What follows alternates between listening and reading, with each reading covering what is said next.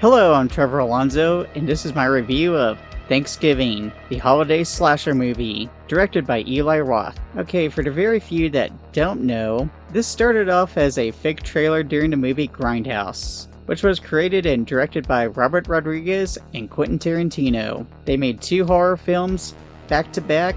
They asked several directors to come in and make fake trailers to go in between the movies, which only a couple have become actual movies since then, such as Machete and the movie Hobo with a Shotgun. Eli Roth said this was going to be a movie pretty soon, and that's ever since the fake trailer was released, which took 16 years to finally come to the screen. So he's had some time to perfect this. At first he was going to make it a lot like the fake trailer, possibly set in the 80s, but since then, Eli Roth has said that the fake trailer is a movie that was lost in 1980, and that this version is, let's say, the remake. That being said, he said that the original plot was going to be a guy that was in love with a turkey. His father killed the turkey for Thanksgiving dinner, so he went crazy and killed his family. The town got him and locked him away. The killer escaped, went crazy, and decided to get revenge on the town. This modern day version starts off on a Black Friday sale that happens to be on Thanksgiving evening,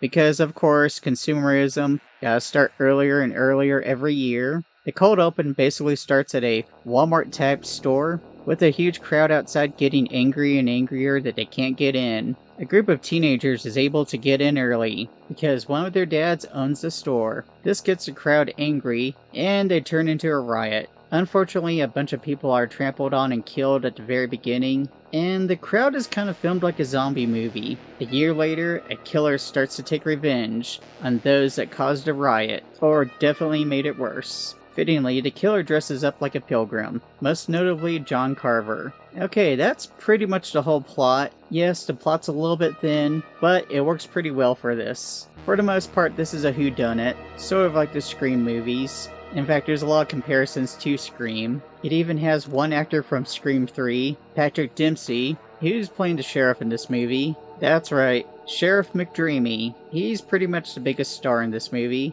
Though Gina Gershwin is at the beginning, but she gets killed off early on, which I was a little bit surprised. I thought she was going to go through the whole movie, at least to carry the name. I do think that this is Eli Roth's best movie. Not to say that his other movies are bad, but of course, again, he's had 16 years to work on this script. I do kind of wonder how many times that changed between now and then. The acting, for the most part, is good in this movie. Of course, it's a slasher movie, so nobody's going to be winning any Oscars. The special effects for this movie are really well done. No pun intended, because Thanksgiving dinner, which is a big part of where this budget went to. So, comparison to the fake trailer, you do see where that fake trailer they were trying to aim for something more grindhousey, more like 80s type. And with this, it's more like, okay, better slasher movies, let's step up our game. They did recreate some scenes from the trailer. Of course, all the notable ones everyone wants to see. There are a few people who get killed kind of in a Thanksgiving type fashion, with one girl getting corn holders to the ears.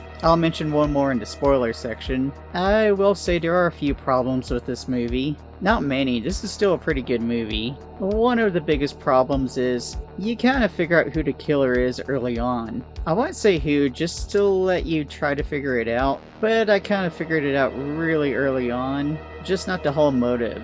Though there are a few red herrings here and there where I was like, kind of questioning it. From what I understand, a lot of people who have seen this kind of thought the same thing.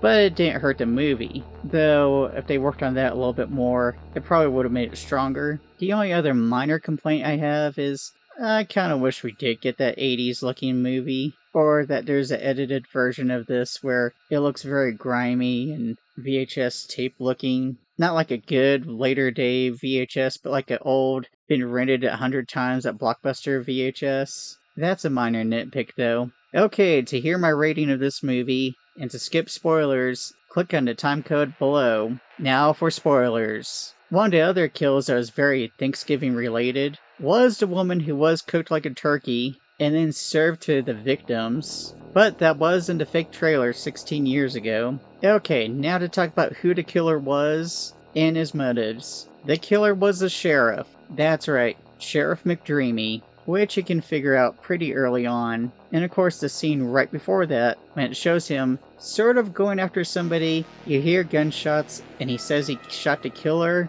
But of course they don't show it on screen, so of course in every horror movie when that happens, it's like, oh, he's the killer, not the other guy. One of the biggest red herrings was the main girl, her boyfriend had a hurt arm during the riots, and he was an aspiring baseball player. He disappeared, and when he comes back, he's acting very moody and very distant from everybody. So that's supposed to be the red herring that it's that guy. This movie does remind me a lot of My Bloody Valentine, especially with the ex-boyfriend moving away type theme, which is taken basically beat for beat from My Bloody Valentine. Also, the small town celebrating a holiday and a slasher shows up.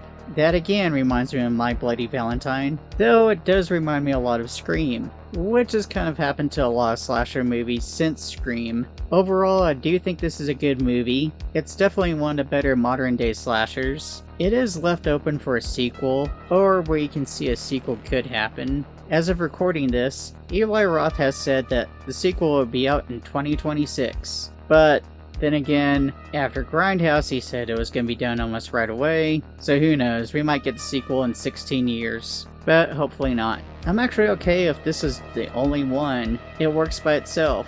Though I would actually watch the sequel if they made a sequel. So that's why I give this movie a 8 out of 10 turkeys. Go check it out. Now, there are a few other horror movies that take place on Thanksgiving, including a movie called Thanksgiving, which stars a rubber puppet turkey going around killing people. And there's a few others that only mention Thanksgiving, or you don't realize it's Thanksgiving until one line deep into the movie. And this is definitely the better one out of all those. Again, go check it out. Thank you for watching my video.